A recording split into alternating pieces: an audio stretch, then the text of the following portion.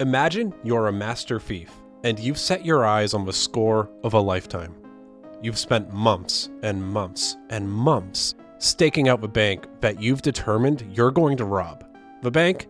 Well, let's say in this little hypothetical that it's one of the country's top financial institutions. So you're setting your expectations accordingly. Surely they've got things locked down, monitored, and tighter than you can possibly imagine. So we're getting closer and closer to the day of the operation. And as it approaches, the unthinkable happens. The master key that you've carefully crafted to get through the first layer of security has leaked to the world. The bank knows about it, and now part of your plan is out in the open, even if they don't directly know what could happen. But you decide you're going to take the risk. The night of your big heist, you insert the key, and voila, it works. You're in. On to the next step. And then the next step. As you're walking through this behemoth of an institution, it's becoming clear. This place is not that secure. You don't know what they were thinking, but this has been a walk in the park. So you make your way in, scope it out, and suddenly your mission is complete. What if I told you something not all too dissimilar happened in the late 2010s? It was still a financial institution, but the heist we're talking about was not a physical one. And instead of a vault of cash, we have the most important details on American citizens. I'm John Cordes, and this episode, I'm going to take you back to 2017. We're going down to Atlanta, Georgia, and we're going to walk right into Equifax so we can learn about a cacophony of problems that let hackers walk almost straight into the data that was supposed to be safeguarded with the best protections out there. This week, we're going to talk about what the shell happened at Equifax and why it changed the cyber landscape as we know it. There's a lot of moving pieces to this hack, so I want to start by just setting the stage and dipping our toes in the water. I'm taking you back to March of 2017. If you're a movie buff like me, then you've probably seen Logan, Get Out, or Kong, Skull Island. We were over a year away from any kind of Infinity War happening, and if you're in the United States, then you're about 2 months into the presidency of Donald Trump. For me, I was starting to consider a very important question. When should I start thinking about trying to buy a house, if at all? And no, that's not a humble brag or anything like that. It was a major life choice, and I wanted to make sure it came with the right amount of forethought. And little would I know, but by the time the year was over, it was entirely possible that the dream of homeownership could just be gone like that. For any of our younger listeners, I'll give you the cliff notes on a home loan. To get a loan like that, you need a couple things. You need capital, the money for a down payment, proof of income and work, the ability to say that I can keep making payments, and a good credit history. The report that says, yeah, you can trust me. I've been making these payments on time for quite a while. And don't get me started on that bit, because if you're a renter, you'd think that would count, but more often than not, it doesn't. Anyways, I digress. In the US, there are 3 major agencies responsible for monitoring the credit of United States citizens: Experian, TransUnion, and Equifax. For this episode, we'll be focusing on that last one, because we're going to learn what happened when they didn't quite keep their security as tight as it should have been. But what exactly is Equifax, besides just holding that report? Well, as I said, Equifax is one of 3 major credit reporting agencies in the United States, alongside Experian and TransUnion.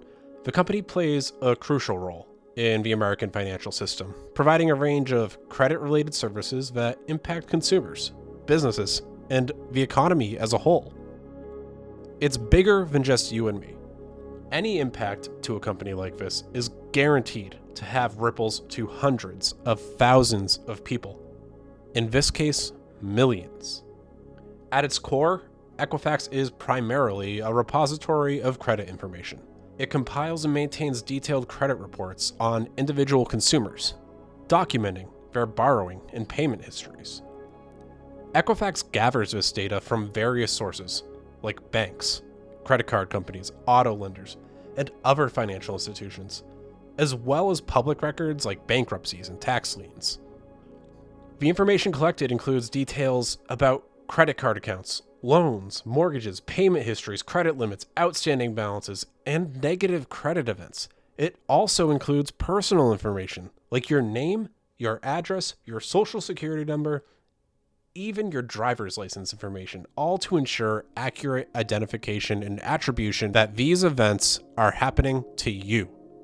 Latch onto that last line real quick, because that's your impact right there. The addresses, the social security numbers, the driver's licenses, everything about you that on paper makes you you. If Equifax is breached and your information is stolen, they have almost everything they need to know about you to start doing things like maybe apply for a credit card, try to take out a payday loan, or more, anything that could really ruin you. I know I'm talking bad about the impact, but that's not to say that they're not important, because credit reports generated by Equifax serve several critical functions. They operate as credit evaluation. Lenders from major banks to local credit unions, the big guys to the small guys, they all rely on Equifax's credit reports to assess an applicant's creditworthiness. That's not to judge the credit system as a whole, because there are flaws, but the information helps them determine whether to approve or deny a loan applicant, and if approved, what terms they can or should offer them. It helps with risk management. Financial institutions use Equifax's data to evaluate the potential risk associated with lending to a particular individual. That kind of data-driven decision, it helps mitigate the chances of making a bad loan, which could have adverse effects on their financial stability. It's there for consumer access.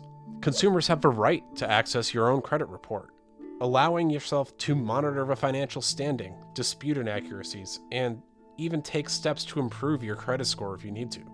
This access is essential for individuals seeking to secure credit, housing, employment. It's basically your own health sheet.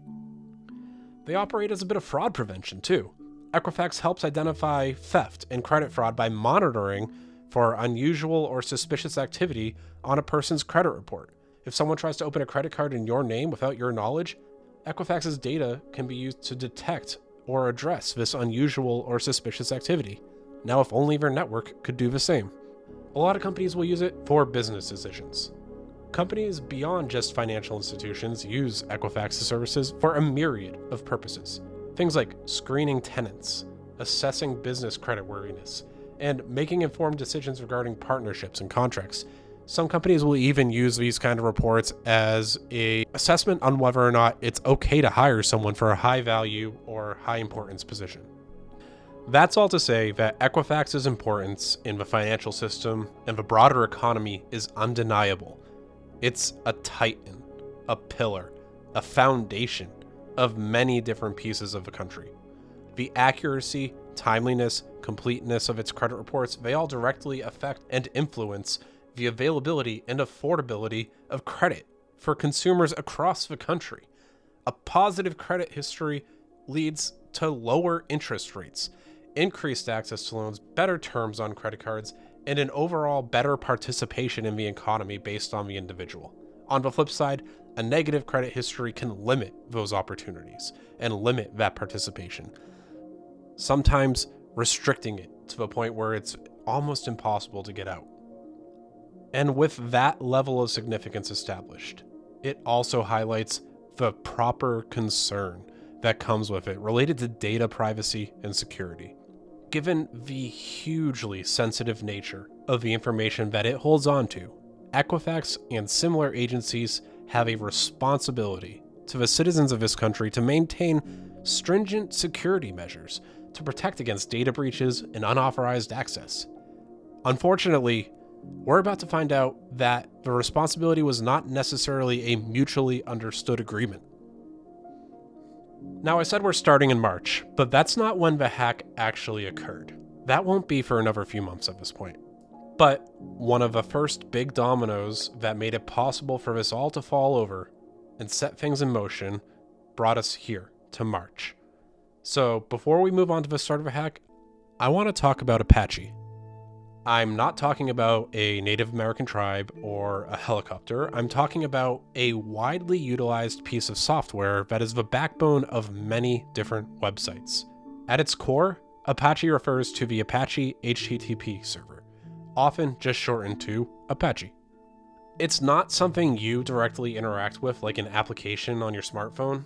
Instead, it's the invisible powerhouse that makes websites and online services accessible to you, acting as a middleman between your web browser and the websites you visit. Think of Apache as a web host for websites. When you type a URL into your browser, Apache is often the software that listens for that request and serves you the web page. If you want to break it down even further, I want you to think about Apache like a pizza shop. Bear with me here, okay? You're at home and you decide that you want to place an order. In this little analogy, the pizza is a website. Now, the first thing you do as someone who's hungry is call them up and place the order. You request it. Well, with a website, we'll say that instead of dialing a phone number, we're using a URL, and instead of a pizza description, you're giving a request for the website. This is what's called an HTTP request. And inside of it contains all the information that's required to make sure you get the best experience out of the website you're visiting. You can think of those as the toppings on your pizza. So that HTTP request is going to contain information like the kind of device you're accessing from, the browser you're using, and that's going to let it optimize appropriately. Maybe determine whether or not a mobile site is needed or the regular version. It'll contain what kind of connection you want and if you're sending any data or just requesting it.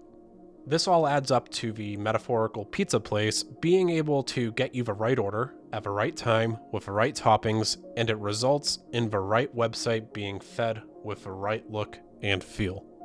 There's a lot more to it, but that's about as bare bones as I can make it. As of this year, about 1/3 of the population of websites have Apache as a backbone. Sites like Adobe, Spotify, eBay, and yes, even parts of Equifax. That's all to say that when a security issue is presented in Apache, you act quick, because not only can it impact your services big time, it's usually on the front end of the internet, directly exposed to any would-be hacker. So, when on March 17th, 2017, a security bulletin rated critical came out from Apache, many companies jumped on testing and deployment. According to the bulletin itself, Apache said that it's possible to perform a remote code execution attack with a malicious content type value. If a content type value isn't valid, an exception's thrown, which is then used to display an error message to a user. The vulnerability reared itself as a part of the Apache Struts Foundation piece of software, and now it's hard not to associate Struts with this vulnerability that would define it for years to come. Let's talk about what all that meant, because I expect some of you are wondering, okay, what's a content type value? And what does the exception have anything to do with this? First off, let's talk about remote code execution. That's just saying that I can serve you something that makes your server perform an action it wasn't intended to. In this case, you are able to do that by the content type piece of that HTTP request we were discussing earlier. That's the point of entry. The hack works like this. When Apache is fed a content type that's defined as multi-part or form data, you can use the language that's structured in it to add a bit of your own code. Normally, there are safeguards to prevent code from running. It'll queue up errors or it won't register at all. But this is all sent into, in this case, a vulnerable parser, and when it gets to your code, an exception is triggered.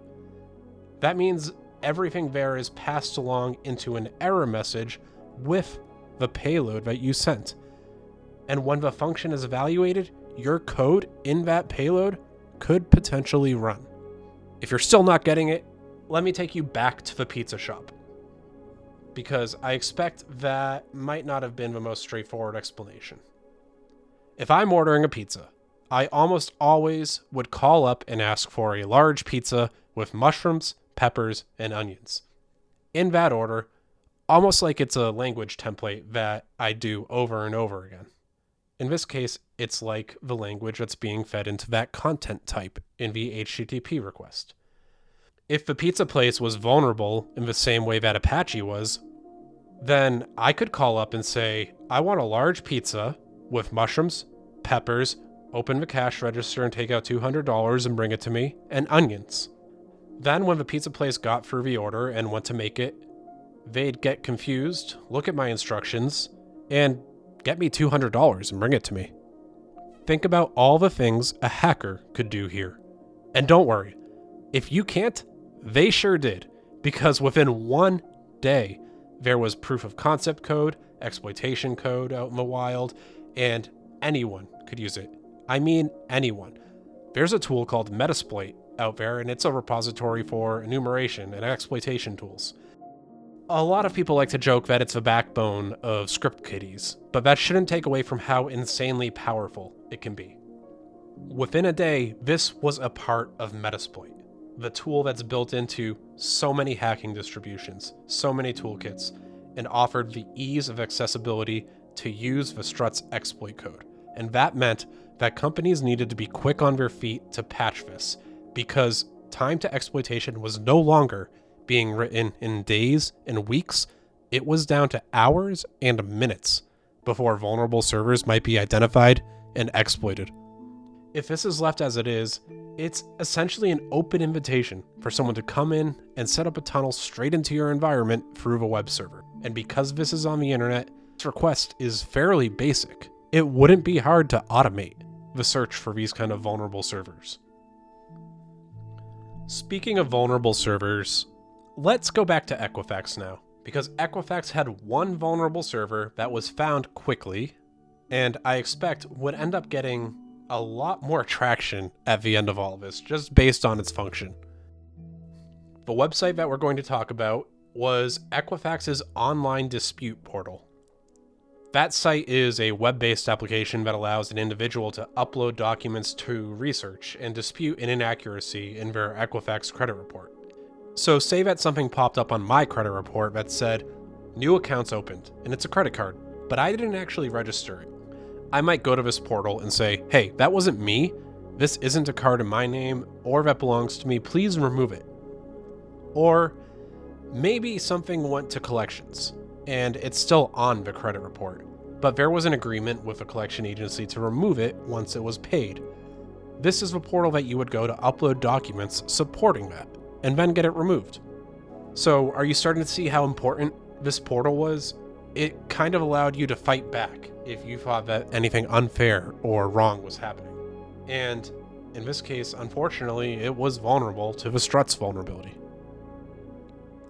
And here is where things start to get a bit interesting. I'm going to jump forward again to something that happened after the fact. Equifax brought in a company called Mandiant after this hack. They're now owned by Google, but they were used to assist with incident response, forensics, remediation, and major efforts regarding this case. When Mandiant looked at the logs, they determined that the first successful exploitation of the Strut's vulnerability against Equifax occurred on March 10th, less than 2 days after it was disclosed and made available on Metasploit.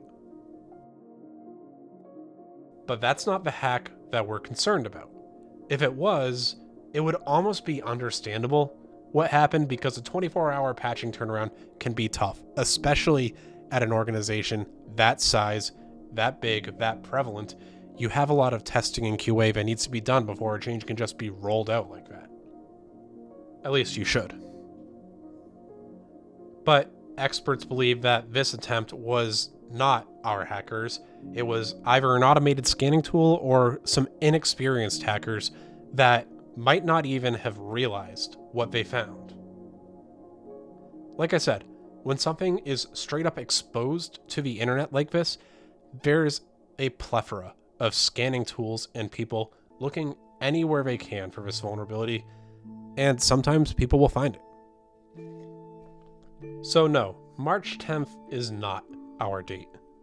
We're going to move into May. More specifically, we're going to move to May 13th.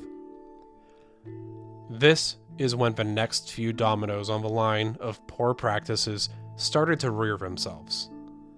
Because just getting into the web portal doesn't inherently mean that you've got keys to the castle here.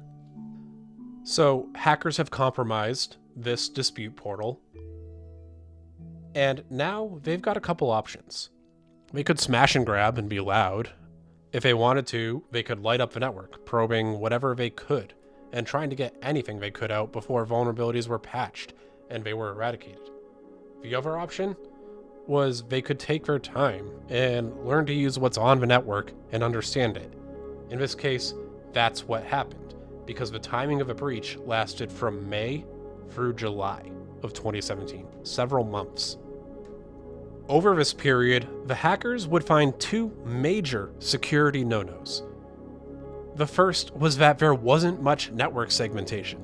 Network segmentation in this case means that you'd keep servers that handle sensitive data in a part of a network that might not be accessible by servers handling standard data or non-essential tasks. It's like having no interior walls in your house, even in the bathroom. Traffic could move around without check in some cases, and it meant that when a server was popped and owned by the attackers, they would have that much more capability for persistence. The other thing that was noted as being found on the network was clear text password credentials being stored on systems.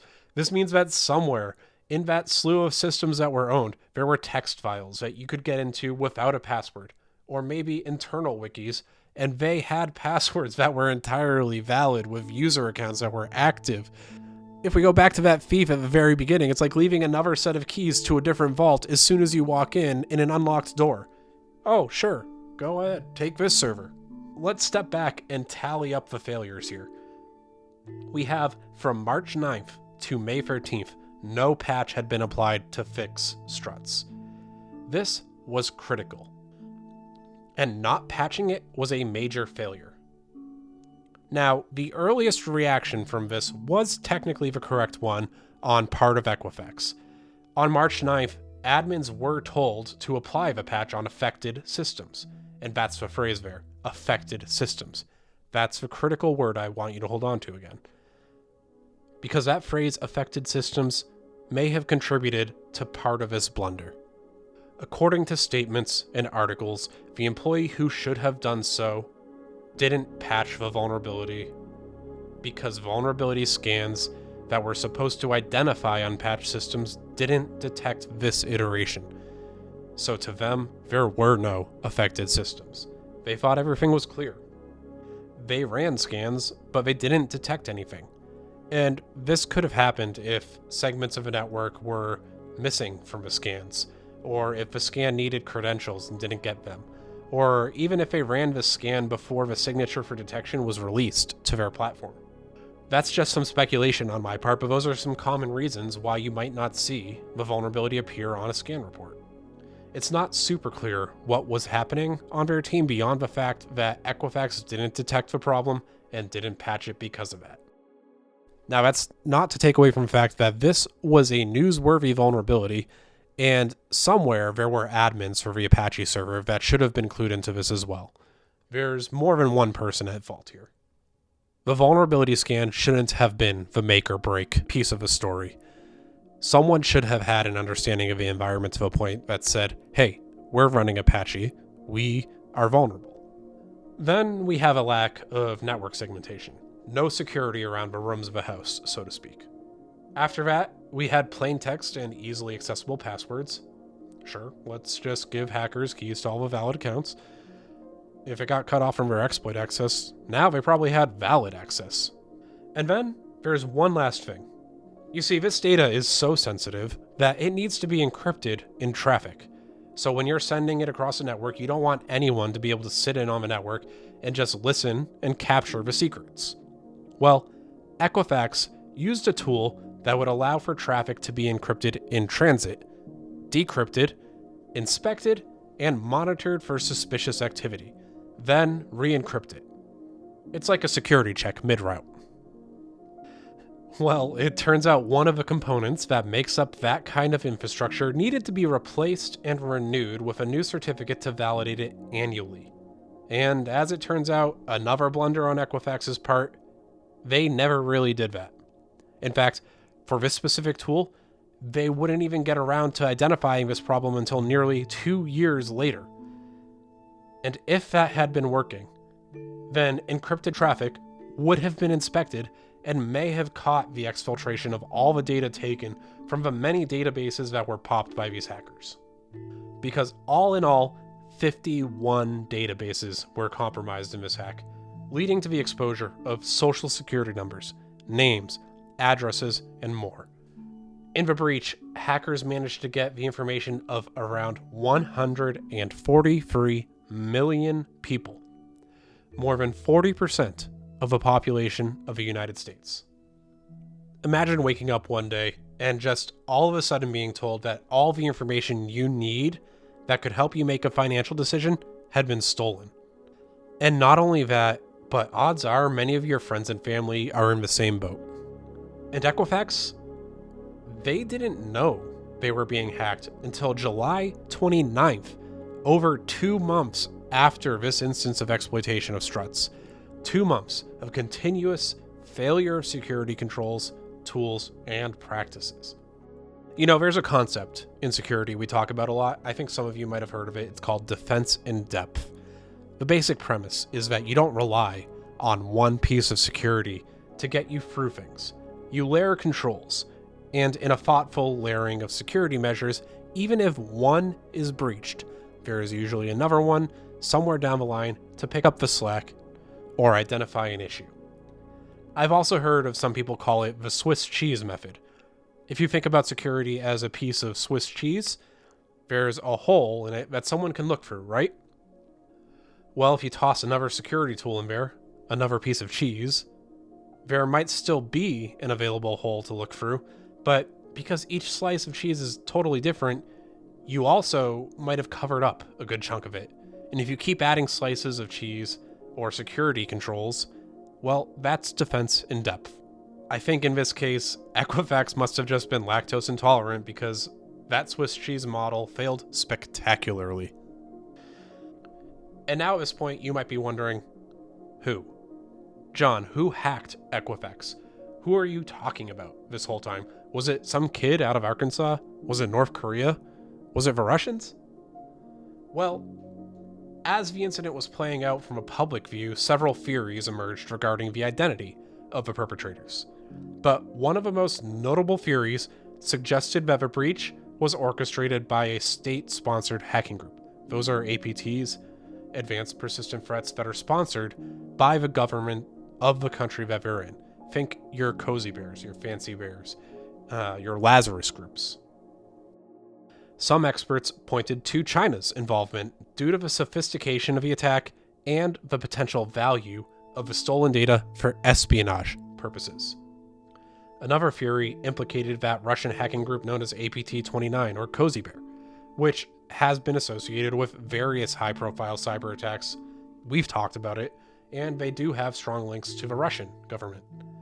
That theory suggested that the breach was a part of a broader campaign to destabilize U.S. institutions and undermine public trust. Cozy Bear's modus operandi aligned with the Equifax breach, and in terms of scale and sophistication, it fit the bill. Ultimately, it came to a point that cyber researchers, basing this on patterns of previously similar attacks, and the United States, would attribute this to the Chinese government. In an article on CSO Online, it's noted why the Chinese government itself might be interested in something like this. They said that, quote, investigators tie the attack into 2 other big breaches that similarly didn't result in a dump of personally identifying data on the dark web. So the data didn't leak to the dark web. That would be the 2015 hack of the U.S. Office of Personnel Management and the 2018 hack of Marriott's Starwood hotel brands. All of those are assumed to be part of an operation to build a huge data lake on millions of Americans, their own Chinese database of who is who with what credit history and what kind of things could we use here to learn about US citizens, and more importantly, maybe learn about US government officials and intelligence operations. They went on to continue that, in particular, evidence of American officials or spies who are in financial trouble could help Chinese intelligence identify potential targets of bribery or blackmail attempts. And back in February of 2020, the United States Department of Justice did something that was kind of unusual. They decided to formally charge 4 individuals who were a part of the Chinese military. This move in itself is seen as largely symbolic. It's not like China was going to extradite them out to the US for trial. After all, these were foreign intelligence officers. I think that this was largely to set a precedent that there's a new level of scrutiny being applied from the US government as a part of responses to incidents like this. And speaking of that, let's talk about the response, because the US had some, and the Equifax team had some, and the blunders would continue. Let's start with Equifax, because you'd think that after the scrutiny of a major cybersecurity blunder, they would handle everything by the book and cleanly. Well, that wasn't really the case, it seemed. They wouldn't announce the breach until September 7th, about a month and a half after they learned about the attack and several months after the initial breach. The first thing they did was establish EquifaxSecurity2017.com, a site for people to go and learn about what happened. It's a great idea in theory. It contained announcements regarding the issue, frequently asked questions, and operated like a general information hub. Here's a segment of the first announcement that they put out on September 7th of 2017. Again, almost 4 months post the first patch. The information accessed primarily includes names, social security numbers, birth dates, addresses, and in some cases, driver's license numbers. In addition, credit card numbers for approximately 209,000 US consumers and certain dispute documents with personally identifying information for approximately 182,000 US customers were accessed. As a part of its investigation of this application vulnerability, Equifax also identified unauthorized access to limited personal information for certain UK and Canadian residents. Equifax will work with UK and Canadian regulators to determine the appropriate next steps. The company has found no evidence that personal information of consumers in any other country has been impacted, so that's saying that we're limiting the scope. They went on to say that Equifax discovered the unauthorized access on July 29th of this year and acted immediately to stop the intrusion. The company promptly engaged a leading independent cybersecurity firm that has been conducting a comprehensive forensic review to determine the scope of the intrusion, including the specific data impacted. Equifax has also reported the criminal access to law enforcement and continues to work with the authorities. While the company's investigation is substantially complete, it remains ongoing and is expected to be completed in the coming weeks. Then it went on for a quote from the CEO. "This is clearly a disappointing event for our company, and one that strikes at the heart of who we are and what we do. I apologize to consumers and our business customers for the concern and frustration this causes." That was said by Chairman and Chief Executive Officer Richard F. Smith. He went on to say, "We pride ourselves in being a leader in managing and protecting data, and we are conducting a thorough review of our overall security operations. We also are focused on consumer protection and have developed a comprehensive portfolio of services to support all U.S. consumers, regardless of whether or not they were impacted by this incident." So we're getting fairly standard corporation speak here. But it does strike me as odd that it almost seemed like they were trying to downplay the incident a little bit and downplay the impact. Then they went on to say, almost immediately after that downplaying, how massive the breach is. And there would continue to be some interesting blunders coming up too, because after the domain was registered, EquifaxSecurity2017.com, they didn't really bother registering similar domain names. So they made Equifax Security 2017, but they didn't think about maybe getting Security Equifax 2017 or 2017 Equifax Security. This might not have come to your immediate thoughts, but as a security practitioner, this kind of domain lookalike hijacking is super common. Well, Nick Sweeting, a software engineer, decided to buy one of the lookalike domains and make it look like a real page. Lucky for everyone, it was largely the same page. He copied most of it verbatim, and it wasn't malicious. Some of the only differences were the inclusion of lines like, "Why did Equifax use a domain name that's so easily impersonated by phishing sites?" Sweeting received over 100,000 hits on the website, and it would go so far as to be tweeted out as a place to monitor your status by the official Equifax account. That's right, the official Equifax Twitter would post multiple tweets directing users to this site that wasn't theirs. So imagine the number of actual phishing campaigns that would start to pop up using sites that looked like it and using the same tactics to try to get people to click on their links. I've got a picture of one of the tweets up on the website in the transcript of the episode at whattheshellpod.com. Go take a look. It's pretty funny. I'll also be posting it to the show's Instagram if you want to see that, but that's at @shell_pod. And there was one other piece on the website that was found that was kind of scummy. It turns out Equifax wanted to try and shake as much legal liability from you as they possibly could, because in the terms of use on the website, there was this section that read, quote, "Agreement to resolve all disputes by binding individual arbitration." Please read this entire section carefully because it affects your legal rights by requiring arbitration of disputes, except as set forth below, and a waiver of the ability to bring or participate in a class action, class arbitration, or other representative action.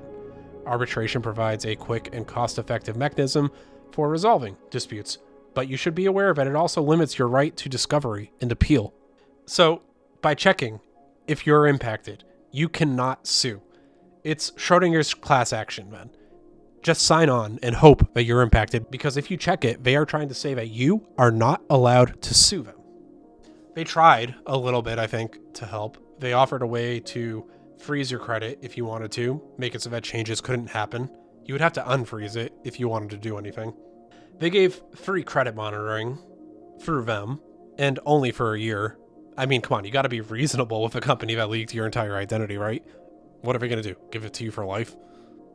And after all was said and done, the class action lawsuit was actually won, and Equifax had to pay out to its victims. But do you want to know how much money was given to victims for this? $125 per victim. Your personal information, your identity, was worth less than $150 when all is said and done, plus some short-term band-aids that they gave.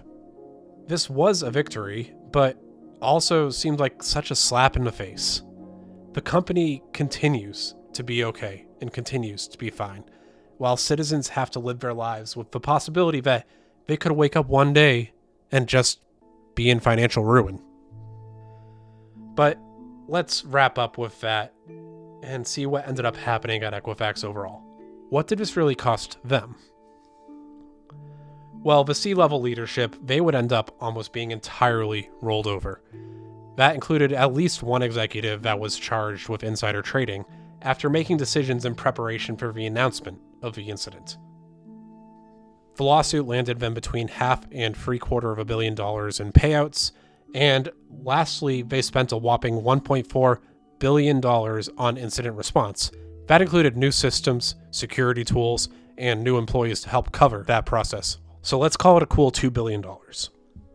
There you have it, a $2 billion price tag for 40% of a country's personal data. An interesting metric to think about. I think I'm done with the Equifax side of things because this is kind of sad. I don't like this story. I don't like that Equifax gets to keep going and that this is still a problem, that companies are still woefully ill-prepared for incidents like this sometimes.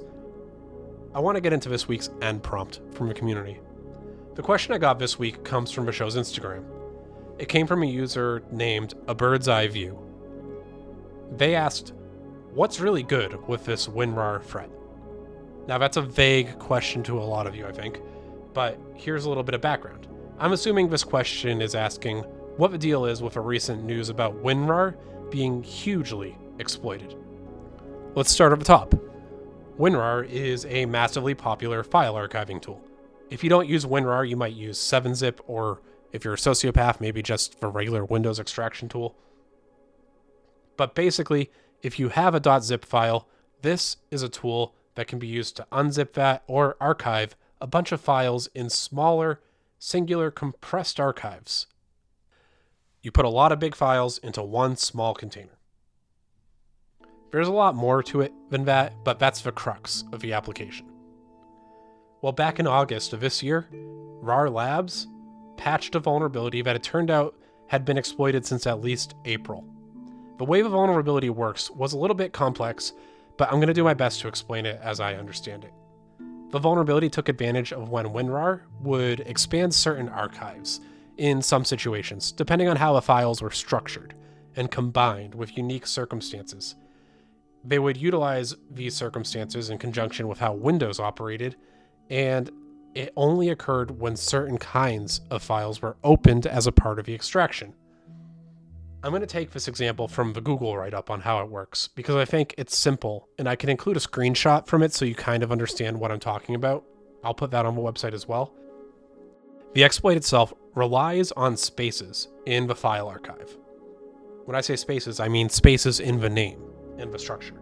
If you have an archive, for example, that contains POC, like proof of concept, .png, but with a space after PNG, and you also have a directory called poc.png with a space, then the way WinRAR handles that is that it's going to look at both of those, see the directory name matches that selected initial file name, and instead of operating how it normally would, it's going to extract both the selected file and the files inside of that directory to a random temporary directory.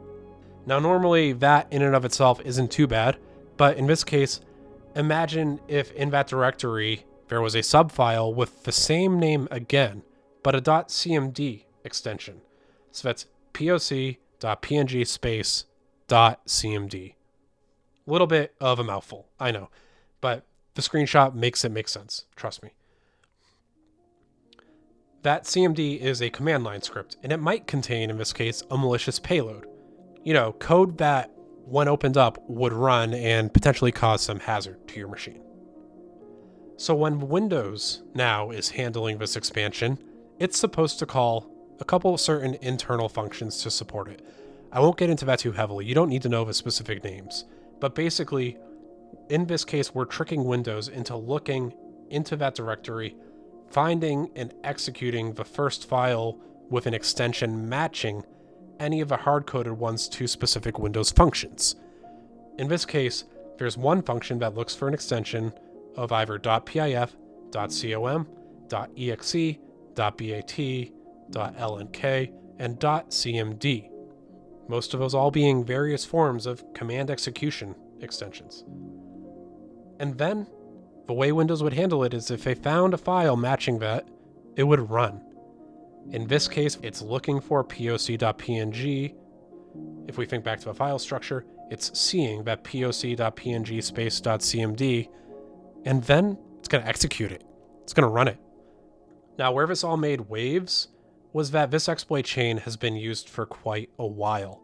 One of the major groups using it was Russia.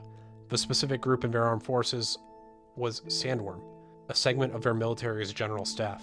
Recently, they've successfully used it to launch a phishing campaign impersonating a Ukrainian drone warfare training school.